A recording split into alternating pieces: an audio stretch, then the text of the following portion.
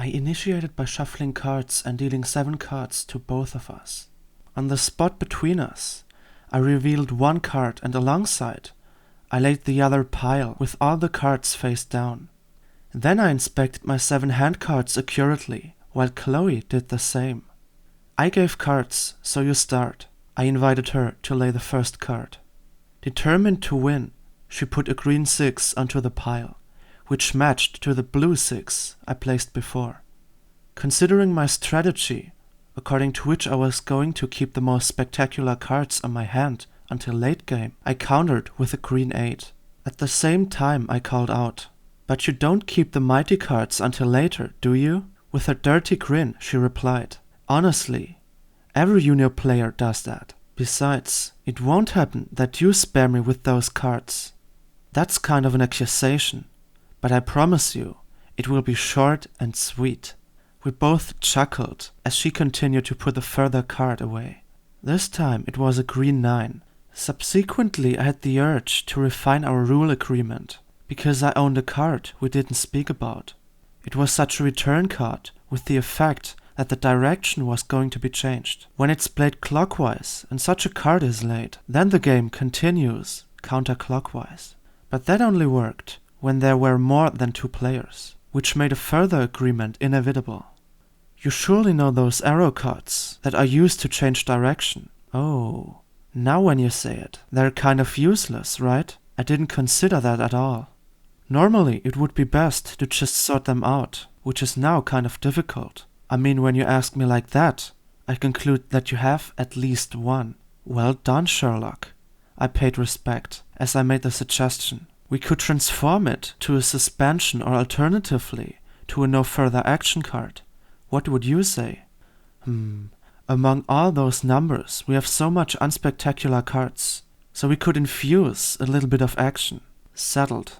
Then I laid down the green return card to gain 1 extra turn, in which I placed a green 7. Since it was Chloe's turn then, she countered with a simple suspension card and skipped my turn. I was left stunned when she repeated that action 3 times, so that she only had 2 cards left. A little bit under pressure, I said to her, "Well, that was unpredictable. I guess it's time for my +4 card now. Then bring it on, if you have one. In fact, you have to do it if you want to win." I grinned at her with 4 cards in my hand, now realizing that I needed something like a miracle or an excellent strategy to throw over the game. Half of my hand was unspectacular. The other 2 were a blue +2 and a normal black colored choose card. I could speculate and hope that she doesn't have matching cards, but that would be way too risky. As long as I have the chance, I'll use it. And with that thought, I changed the color to blue with the intention to drop my +2 next turn.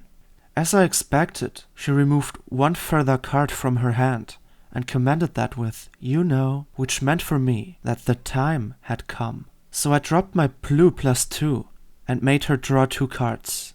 Since I had a second turn, I continued with the blue 2, hoping that she had mercy with me. You know, I shouted a little bit delayed, as she was already smiling and nodding. This time, I turn a blind eye. "But next time, there will be 2 cards waiting for you," she blinked at me. But I shouldn't have celebrated too soon, as she continued with an act of revenge. "Come on. Why the sledgehammer? You term the +4 sledgehammer. I kind of like that name. Like a sledgehammer destroys anything in its way. This card destroys even the most solid strategy," I explained. True words. Let's see if you can destroy my strategy now. After I had collected my cards, I witnessed what she meant with that ominous strategy. +4 to red, then a red suspension, and then a red 0. No chance. And with my +2, I gave you exactly the tools to win. You did, and I'm very grateful for that, she smirked. You were lucky that I couldn't unleash the beast anymore. Then I showed her the 5 cards I had left. A yellow 2, another green 8, a red return card, and 2 +4s. She took a deep breath as she saw the potential danger in those 2 black cards. But moments after, she showed a wide grin and said, "Not today."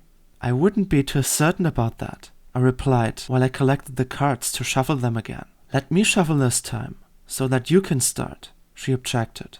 As a result, I handed her the cards and soon we could start with round 2, in which I intended on winning, but who didn't. So we continued with game 2, and then game 3, and then 4, and not much later, I lost count. I could only estimate the number of matches we played during those 4 to 5 hours. When it was 1:30 a.m., and after we have played about 15 to 20 matches, we agreed on calling it a day or a night. However, we also arranged a simple draw, which meant neither she nor I won. Also because we totally lost the overview of the countless turns. But regardless of how often someone was victorious, in fact we both won. My experience until then, when I played games with others, was simply that everything except winning was useless and should be avoided. Be it the card game evening on Christmas Eve, or the clashes I had with Ben in the video game Worms. Whenever someone won, he was happy. Whenever someone lost, he was huffy. Until then I evaluated that as normal. In reality, it's likely normal. But that evening proved me how to do it better. Even if it was only deep down in my subconscious mind, I could notice a distinction. It didn't matter who won, or how much luck or bad luck someone had while playing. At the end, it was a victory for both of us, since we had a great time and enjoyed playing and not winning. And that's the actual point. When I learn to enjoy the game, it's not that much of significance anymore if I win or lose. Again, on the doctor's terms, I'd say, the more you enjoy the way, the less important becomes the result. Anyway, after all, it was only one piece of wisdom I learned throughout the time I passed with Chloe. I evaluated it just as incredible that I had such a great time and gained so much insights. I mean, I did even learn what clouds were, and it must be regarded that it was not like I knew her for ages. 1 week, and I already set up such an enormous bond with her, so that I really started questioning whether I have met her at some point. I mean, not gonna lie, in the meantime I felt more connected with her than I did with many people I knew since childhood. And that was a question I'd like to have an answer for. But not just now, I concluded, while looking at the phone one last time that night. A message from my dad popped up saying, "Good night, sleep well and recover from your injury. We will come again tomorrow or the day after." Suddenly a little annotation revealed itself when I looked closer. "By the way, I hope you had a great time with your girlfriend." On one side this really flattered me, but on the other it just stirred up a new question, even though it was a very personal one. A girlfriend? What's it like to have one? Is it like a really intimate relationship, or where does it start? I mean, at that point I had to confess that I really liked Chloe. Really liked her. But I didn't think reciprocal sympathy is a measurement for determining if someone is your girl or boyfriend. Yes, that would be amazing somehow, but I don't know. I don't even know whether she has a boyfriend or not. Well, obviously not. Otherwise, I would have seen him. Which partner, replacing the boyfriend-girlfriend term, leaves his or her love that long alone? Even though I wasn't that experienced on that terrain, it was something I couldn't even think about. When my girlfriend laid inside the hospital, I would change my address to that place. But once again, who am I to say what love is? My experience is solely based on fantasy, imagination, and eventuality. So it's just impossible to figure out her status. Further, I don't even know how to interpret her approaches. Are they flirty or merely friendly? Yes, that's a question you can conclude by asking, but I can't even imagine myself standing on the stage for that direct questions. After all, if I failed at that, I would enjoy every moment from now on with a cringy taste.